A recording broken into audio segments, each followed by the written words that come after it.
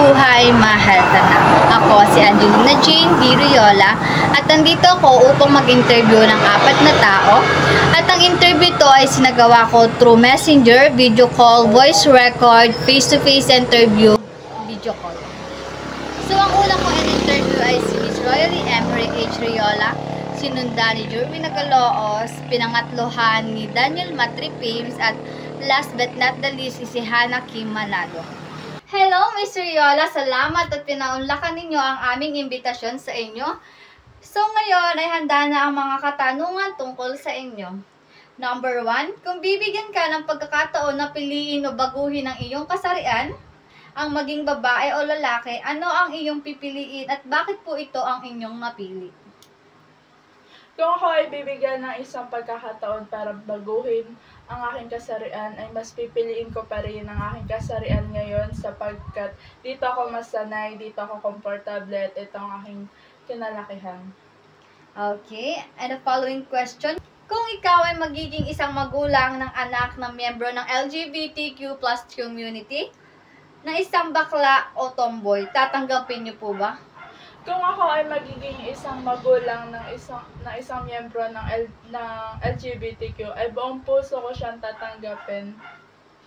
Okay. Ano ang inyong unang bagay na naisip o naramdaman?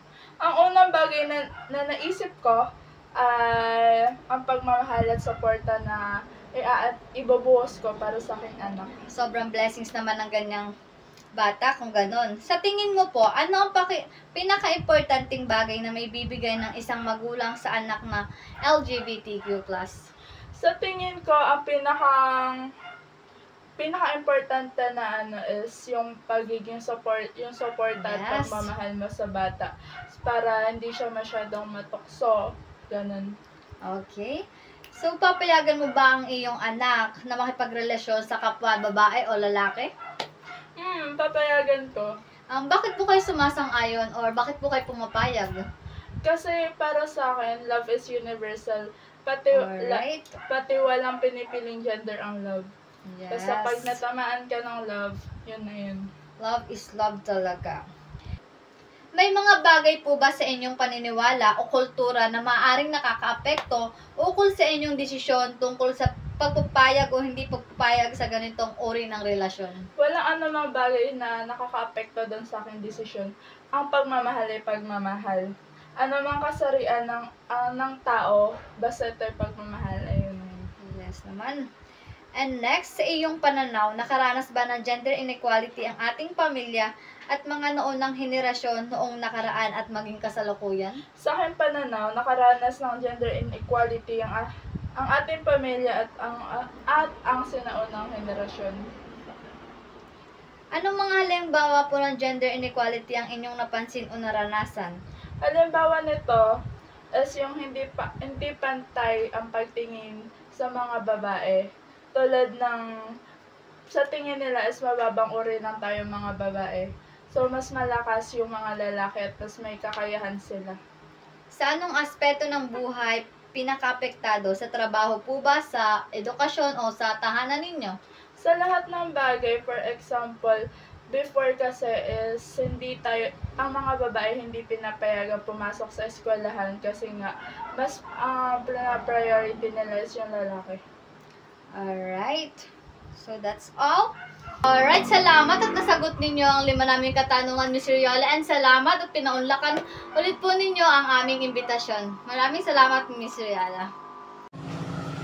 So, sa pangalawa kong in-interview, ito ay isinagawa ko as through voice record kasi siya ay mahiyain sa camera, and ayun lang. Our second interview natin ay si Jerwin Agaloos. Are you ready for the first question? Yes. Kung bibigyan ka ng pagkakataon na piliin o baguhin ang iyong kasarian ang maging babae o lalaki, ano ang iyong pipiliin at bakit ito ang iyong napili? Kung bibigyan ako ng pagkakataon na piliin o baguhin ang aking kasarian, lalaki o babae, ang pipiliin ko ay lalaki pa rin dahil mas maganda na mag-build ng value kahit na mahirap. Yun, mas gusto mag-build ng value as a man. Kung ikaw ay magiging isang magulang ng anak na kamiyembro ng LGBTQ+ community ng isang bakla o tomboy, tatanggapin niyo po ba? Kung ako man ay may bibigyan ng isang anak na member ng LGBTQ community, ay tatanggapin ko ito dahil anak ko ito at yun ang binigay ng Diyos sa kanya at dapat natin tanggapin kung ano man ang binigay ng Diyos sa ating anak. Yun ang po. Papayagan mo ba ang inyong anak na makipagrelasyon sa kapwa babae o lalaki? Yes, pinapayagan ko ang anak na makipagrelasyon sa kapwa niya, lalaki o babae, basta siya graduate at may trabaho, nakabukod siya at doon siya masaya sa kanyang ginagawa, masaya sa kanyang mahal, at yun ang kaloob ng Panginoon sa kanya at wala na tayong magagawa doon para baguhin yun. Kung saan siya masaya doon ako, yun lang. Sa iyong pananaw, nakaranas ba ng gender inequality ang inyong pamilya at mga naunang henerasyon noong nakaraan at maging kasalukuyan? Sa pamilya namin, wala naman gender inequality dahil puro kami mga lalaki. As individual, meron dyan dahil pag wala kang pera, maliit ang tingin sa'yo. Kaya mas mabuting i-build muna ang sarili mo, magkaroon ka ng skills, magkaroon ka ng business, magkaroon ka ng pera para magkaroon ka ng value. Yun lang. At ang pang-apat na video naman ay sinagawa ko through messenger video call. Masyado kasi siyang malayo, so through video call na lamang.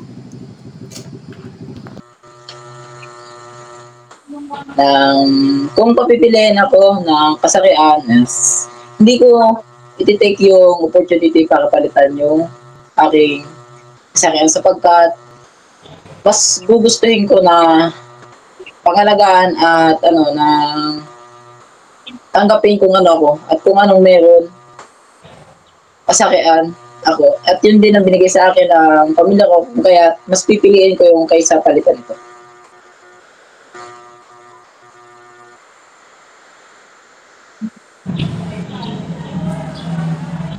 Kung magkakaroon ako ng anak na magiging member ng LGBT is sa unang pagkakataon, matidisappoint ako dahil naging magulang ako para magkaroon ng isang anak na babae at lalaki. Ngunit sa di inaasahang pangyayari is nagkaroon ako ng isang member ng LGBT kung saan yun ay against sa aking kagustuhan. Ngunit sa paglipas ng panahon is patututunan ko din matanggap at tanggapin ko ano kasarian ang gusto ng anak ko sapagkat kung anong gusto niya ay susuportahan ko. At kung anong mga gusto niya sa buhay at kung yung pangarap niya habang isa siyang member ng LGBT is tutulungan ko siyang makamit yun at gagawin ko lahat para sa kanya. Okay, next. Papayagan mo ba ang iyong anak na may pagrelasyon sa kapwa babae o lalaki? Bakit sumasang-ayon or bakit po hindi? Kung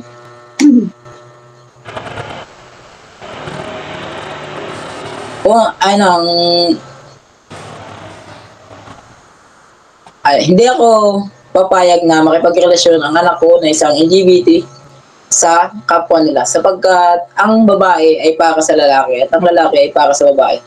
Tanggap ko ang anak ko sa kung anong meron siya, ngunit hindi ko matatanggap ko siya ay pakikipagrelasyon sa kapwa niya. Yun lang. Sa iyong pananaw, nakaranas ba ng gender inequality ang inyong pamilya at mga naunang henerasyon noong nakaraan at maging kasalukuyan? Ang aking pamilya ay nagkaroon ng gender inequality sa larangan ng unang-una is sa school. Sa eskwelahan, mas nagiging napusok at masakit sa damdamin ng aking kapamilya sapagkat sila isang member ng LGBTQ kung saan madaming taong humusga sa kanila. Hindi sila makagalaw sa kung anong dapat nilang igalaw at sa kung anong gusto nilang gawin para sa kanilang buhay. Pangalawa nito is sa tahanan. Mas lamang na pinapahalagahan ang babae o lalaki kaysa sa member ng LGBTQI. Kasi dahil ang mga member ng LGBT is hindi kabilang sa nasabi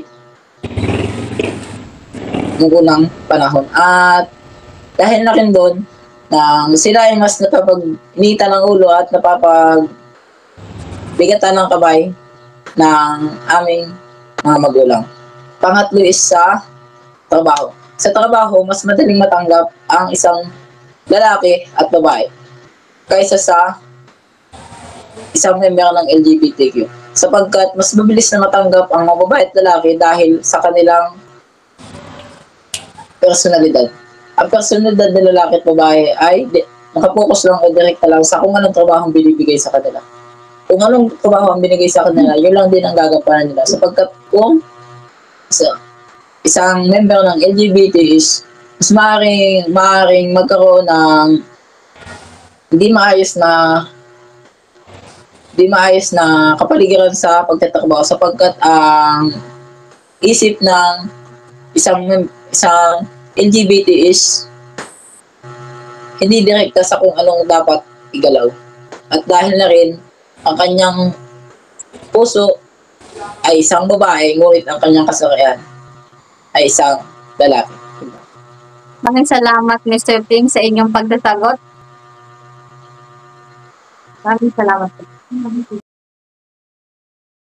At ang panghuli naman ay isinagawa ko siya through interview, face-to-face naman.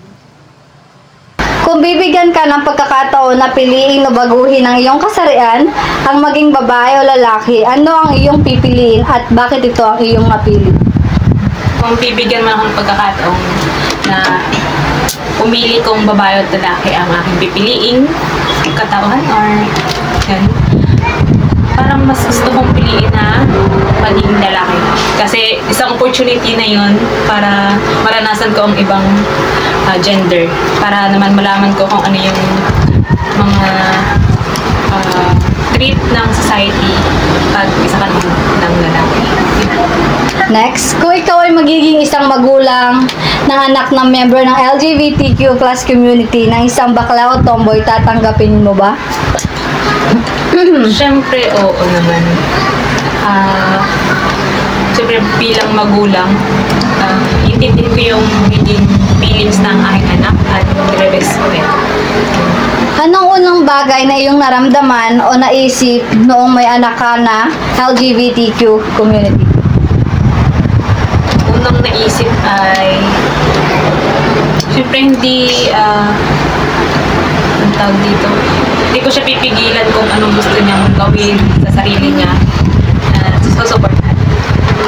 Sa tingin mo, ano ang pinaka-importanting bagay na may bibigay ng isang magulang sa anak na LGBTQ? Para sa akin ng isang importanteng bagay na may ibibigay ko sa anak kong part ng LGBTQI, pag-intindi sa nararamdaman nito at pag-respect. Papayagan mo ba ang iyong anak na ipagrelasyon sa kapwa babae o lalaki? Parang depende na din sa sa magiging kinabukasan ng magiging anak ko. Siyempre kung mas gusto niya at doon talaga siya sasaya, okay lang sa akin. May mga bagay ba sa iyong paniniwala o kultura na maaaring makaapekto ukol sa inyong desisyon tungkol sa pagpayag o hindi pagpayag sa ganitong uri ng relasyon? Meron. Katulad na lang sa relihiyon ko. Bawal sa Iglesia ni Cristo ang magkaroon ng karelasyon na parehas ang gender.